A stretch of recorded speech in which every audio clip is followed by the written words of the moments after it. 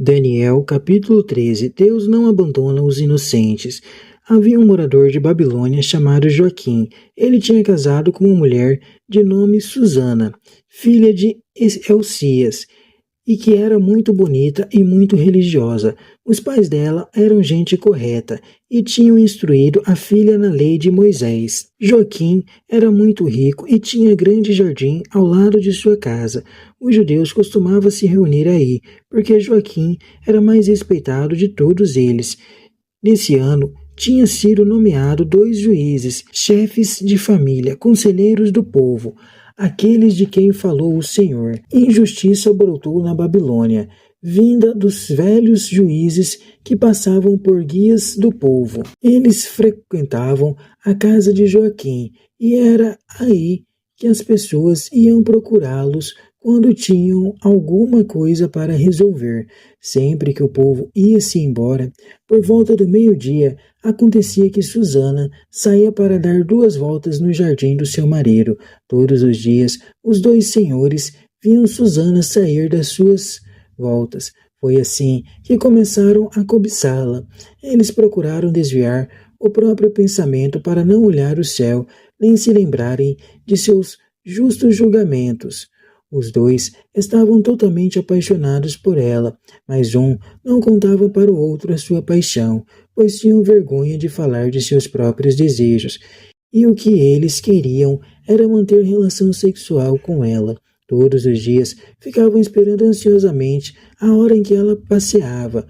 Um dia disseram um para o outro: "Vamos para casa que já é hora do almoço." Saíram e cada um foi para um lado, mas logo em seguida deram meia volta e chegaram de novo ao mesmo lugar.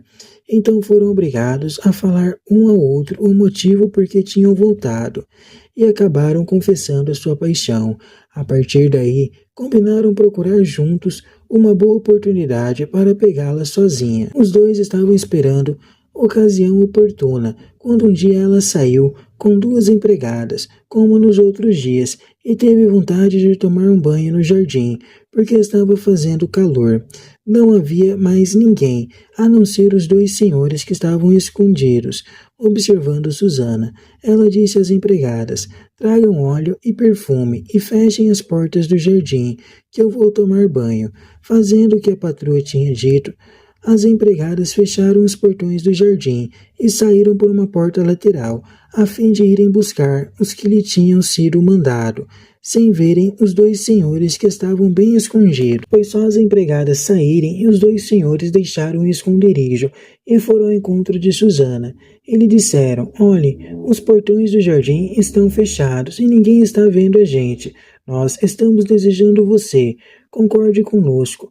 Vamos manter relações. Se não concordar, nós acusamos você, dizendo que um rapaz estava aqui com você e que por isso você mandou as empregadas saírem." Susana deu um suspiro e disse: "A coisa está complicada para mim de todos os lados. Se eu fizer isso, estou condenada à morte. Se não fizer, sei que não conseguirei escapar das mãos de vocês, mas eu prefiro dizer não e cair nas mãos de vocês. É melhor do que cometer um pecado contra Deus."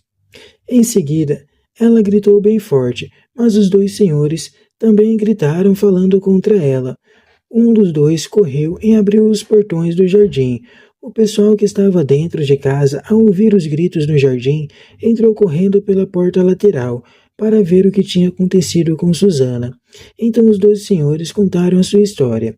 Os empregados ficaram envergonhados, porque nunca se tinha ouvido falar uma coisa dessas contra Susana. No outro dia, quando o povo se reuniu na casa de Joaquim, marido dela, os 2 senhores chegaram com a cabeça cheia de planos malvados contra Susana, a fim de condená-la à morte. Na presença do povo disseram: "Chamem Susana, a filha de Elcias, mulher de Joaquim." Foram buscá-la. Ela chegou, e com ela chegaram também seus pais, seus filhos e todos os seus parentes. Ela era mulher muito delicada e bonita. Aqueles canalhas mandaram tirar o véu, pois Susana estava com o rosto coberto, só para poderem se inebriar com a beleza dela. Toda a sua família e todos os que a estavam vendo começaram a chorar. Os dois senhores se levantaram no meio do povo e puseram as mãos sobre a cabeça de Susana. Chorando, ela olhava para o céu, pois seu coração confiava no Senhor. Os dois senhores disseram: nós dois estávamos passeando a sós pelo jardim, quando chegou Susana, acompanhada das duas empregadas. Logo depois, ela fechou os portões do jardim e mandou as empregadas embora. Um rapaz foi ao seu encontro e se deitou com ela. Estávamos em outro canto do jardim, e ao ver essa imoralidade, corremos para o lado deles. Vimos os dois agarrados um ao outro, mas não pudemos segurar o rapaz, que era mais forte do que nós. Ele conseguiu abrir o portão e fugir. Seguramos Susana e lhe perguntamos quem era o rapaz, mas ela não quis contar. É esse o nosso depoimento. A Assembleia acreditou neles, porque eram anciãos e juízes do povo, e condenou Susana à morte. Então Susana disse em alta voz: Deus eterno, que conheces o que está escondido e tudo vês antes que aconteça, tu sabes muito bem que eles deram falso testemunho contra mim. Vou morrer, mas sem ter feito nada disso de que me acusam. O Senhor atendeu o clamor dela. Ao ser conduzida para a morte, o Senhor despertou o Santo Espírito de um jovem de nome Daniel. Ele gritou forte: eu não tenho nada a ver com a morte dessa mulher. Estou inocente. Todo o povo se virou para ele. E lhe perguntaram: o que é que você está dizendo? De pé, no meio deles, Daniel disse: como vocês são idiotas, israelitas, sem julgamento e sem uma ideia clara. Vocês acabaram de condenar à morte uma israelita. Voltem para o tribunal, porque foi falso o testemunho desses homens contra ela. Todo o povo voltou correndo. Os senhores do conselho, chefes de família, disseram a Daniel: por favor, sente-se aqui conosco para nos explicar melhor tudo isso, pois Deus já lhe deu maturidade. Daniel disse: afastem longe um do outro, que eu vou interrogá-los. Depois de terem separado um do outro, Daniel disse a um deles: homem envelhecido em anos e crimes, agora seus pecados vão aparecer. Tudo o que você já praticava quando dava sentenças injustas, condenando o inocente e deixando livre o culpado. O Senhor diz: cuidado, para não condenar à morte o inocente e o justo. Se você viu mesmo, diga-me, debaixo de que árvore viu os dois abraçados? Ele respondeu: debaixo de um lentisco. Daniel disse: muito bem, você já mentiu direto contra a sua própria cabeça. O anjo de Deus já recebeu ordem de arrebentá-lo ao meio, depois de mandá-lo embora. Daniel pediu para trazer o outro. Ele disse: raça de Canaã, e não de Judá.